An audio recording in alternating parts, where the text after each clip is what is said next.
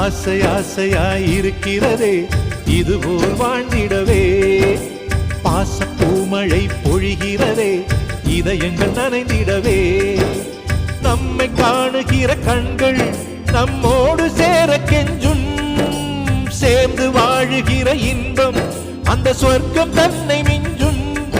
ஒரு நாள் கூட இங்கு வரமாகும் உயிரங்கள் வீடாகும். சுகமாய் என்றும் இங்கு விளையாடும் நிரந்தர ஆனந்தம்.